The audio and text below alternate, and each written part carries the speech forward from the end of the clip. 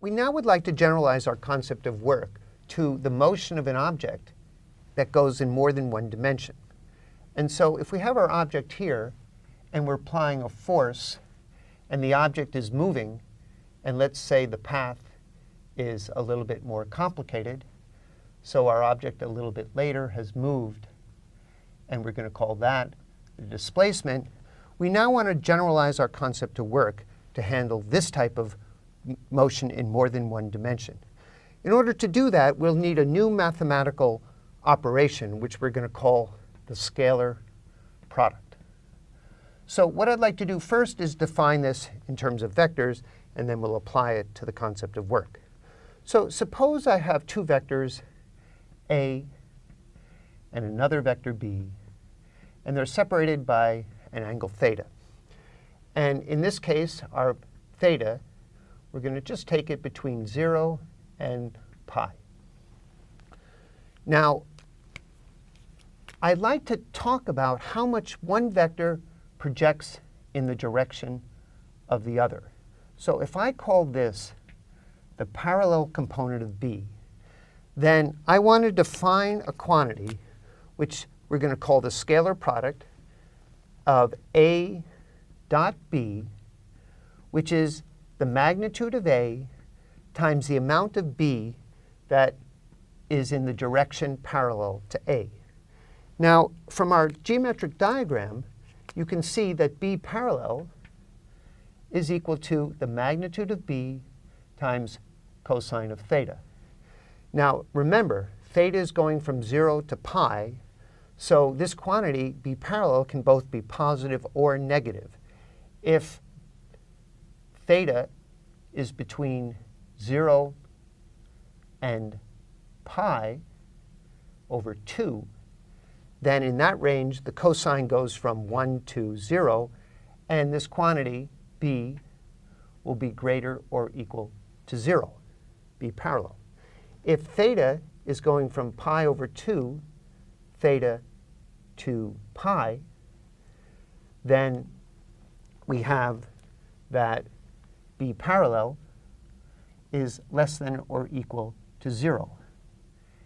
And in particular, at the value pi over 2, B parallel is 0, because when theta is pi over 2, the B vector is completely perpendicular to A. And this is what we're going to define to be the scalar product.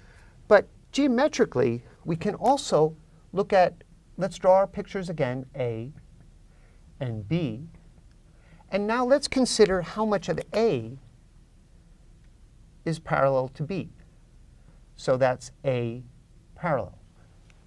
And if this is the angle theta, we see that A parallel here, and I'll write it as A parallel, is the magnitude of A times cosine of theta. And so I can also define A dot B as equal to how much of A is parallel to B times the magnitude of B. Now, in both of these instances, because B parallel is the magnitude of B cosine theta, and A parallel is the magnitude of A cosine theta, what we're writing is that A dot B is the magnitude of A cosine theta magnitude of B. And now you can see that this quantity is A parallel, and this quantity is B parallel. And this is our geometric definition of a dot product. Now, one thing that we want to consider are two important rules for dot products. And they're the following: that if we take a vector and multiply A by a quantity, C here is a scalar quantity, then this is equal to C times A dot B. Now, geometrically, this is very easy to see, because if we draw A and we draw B, and if I multiply A by a scalar, and let's make, in this particular picture, our scalar bigger than 1, then the new vector A is multiplied by C, and it's C times A. And the scalar product is just CA dot B is the magnitude of CA times how much of B is parallel. And when you multiply this together, you get C times A times B parallel.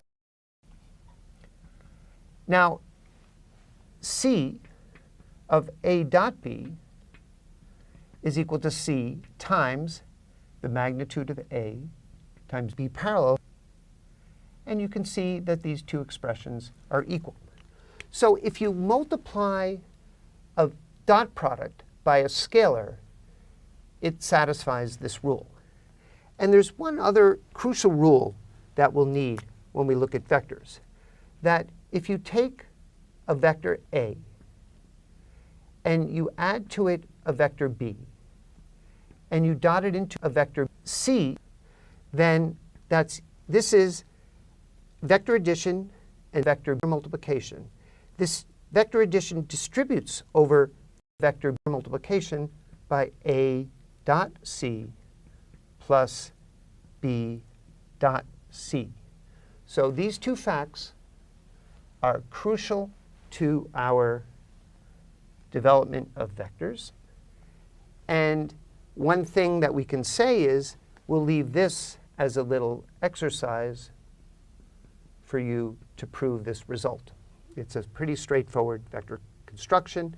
And to just give you a little bit of a hint, if we have a vector A and another vector B, and we have a similar vector C, then if I draw the vector A dot B plus B, and I want to take A dot C, so I have how much of A is parallel to C, and if I look at how much of B is parallel to C, then as part of the exercise, make sure that you can see that how much of A plus B parallel to C agrees to this distributive rule.